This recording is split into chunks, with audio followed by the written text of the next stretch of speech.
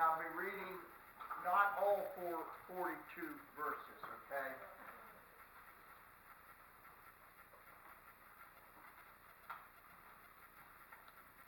But you noticed that the last couple weeks I've been talking about friendships, and friendships as they come, as we think of Valentine's Day coming up and so forth, and relationships are important. And last week I mentioned on the fact that we have a lot of examples in the scriptures about relationships.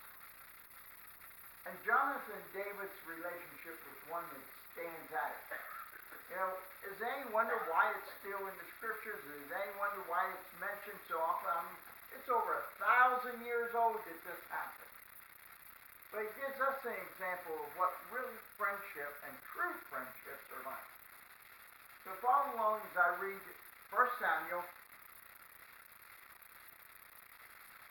and I'll start with the 20th verse, verse.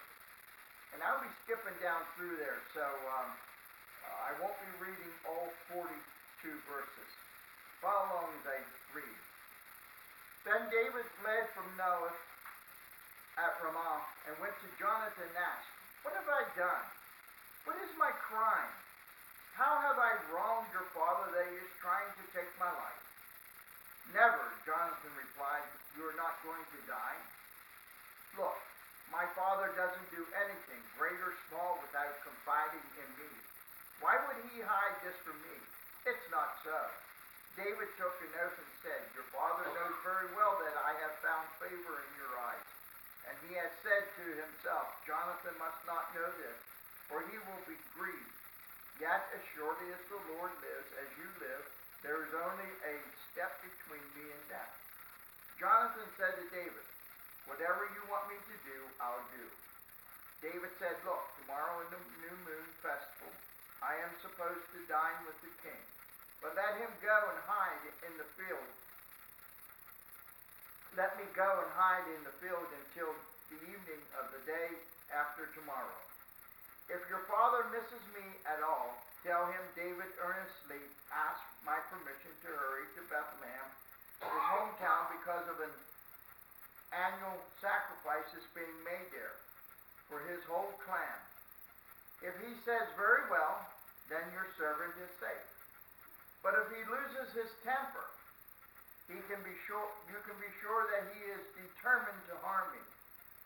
As for you, show kindness to your servant, for you have brought him into the covenant with you before the Lord. If I am guilty, then kill me yourself. Why hand me over to your father?" "Never," Jonathan said. "If I had the last inkling that my father has determined to harm you, wouldn't I kill you?"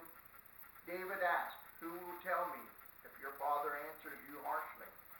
"Come," Jonathan said, "let's go out into the field." So they went there together.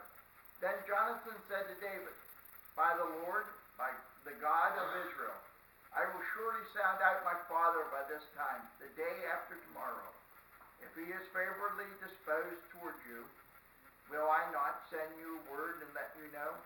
But if my father is inclined to harm you, may the Lord deal with me, be it ever so severely, if I do not let you know and send you away safely.